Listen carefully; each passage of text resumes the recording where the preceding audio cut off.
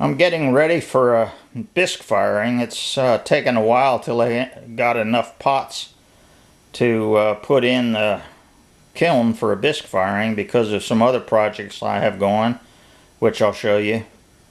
But I think I have enough now, plus those other two big pots and dishes that I had shown you before.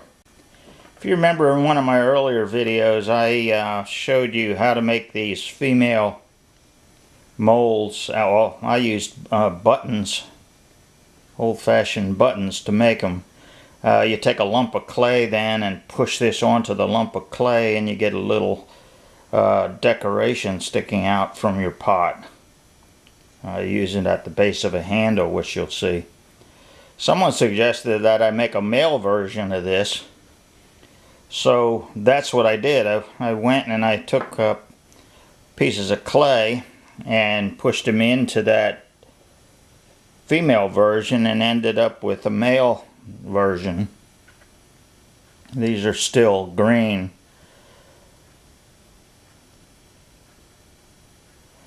But I ended up with a one of them for each of the types of female mold that I had.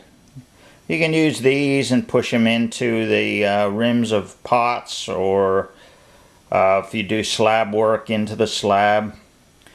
I also made a crude W for my last name.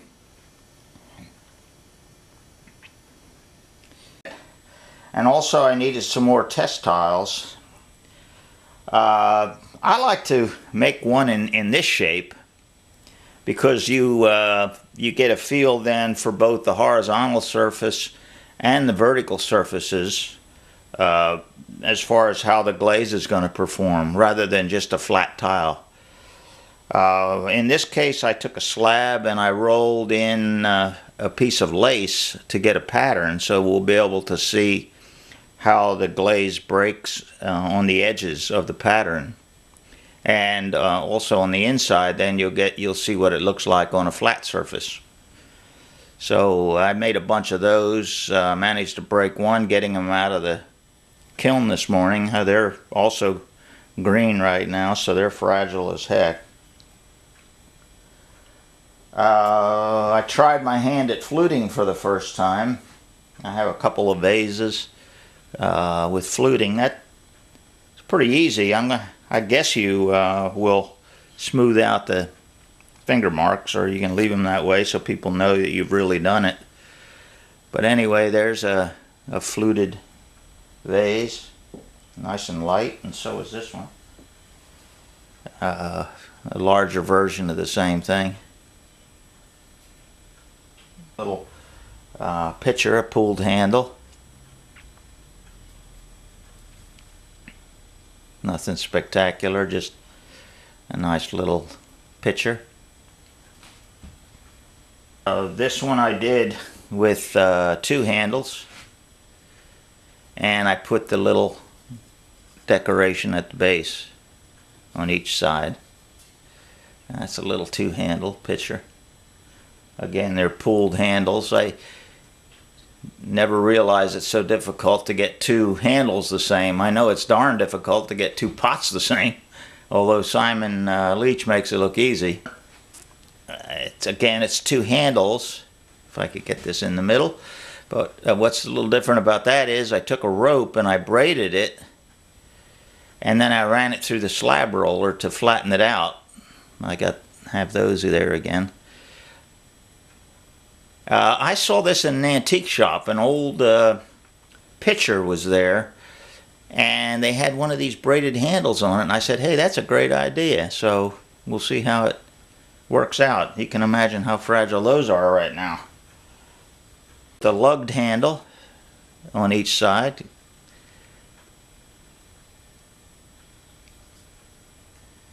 Just to give that a try. And this I saw on a video. It was actually on TV, and I had recorded them. It was showing how to make little jars, lidded jars, little pots. And I played around with a mold that I had, and I have little turtles on there and butterflies, and there's another butterfly over there. What I did there, I rolled the rim in instead of out to make that rim, and then on the underside I pushed in a little bit to support it.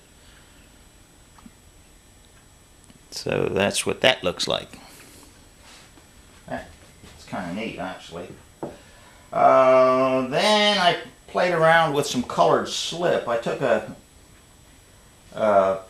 slip and I put some green in it, and I painted that on here while it was still on the wheel wet, and then I went in and just scratched some designs on it.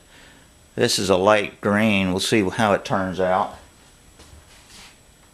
I also made an iron oxide slip, and I painted that on this little bowl, and then while it was spinning I scratched away some of it, and then I scratched down through and put some vertical lines on it.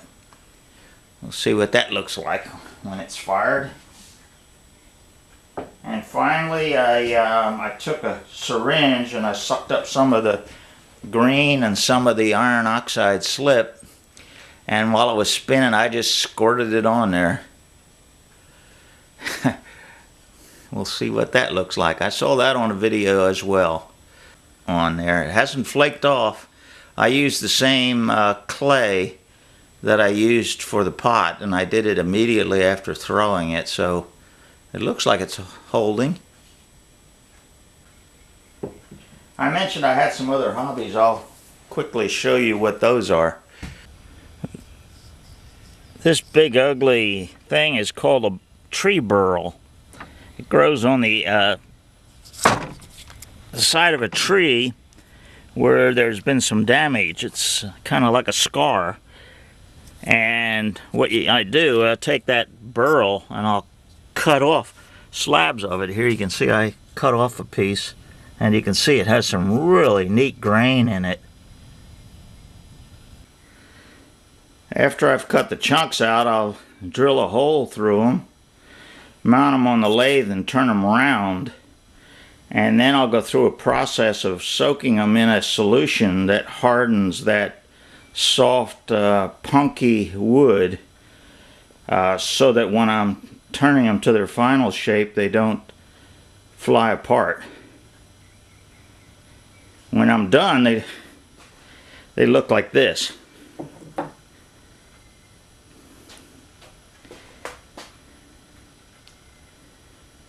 This is part of a, you'll get imperfections like that, but that adds to the beauty of the whole thing. You can see the wild grain in there. What this is the front part of a deer or a duck call. I know it's not pottery, but it might interest you to see another way you can spend your time. I still have yet to turn the other half of this. You can see I have 6 of them going. I have an order for 4 of these. You'll see examples on my website. This isn't a commercial for that at all. Actually, these are a lot of work. I don't know if I like doing them or not. My website's myscreenname.com. Take care, y'all. Bye.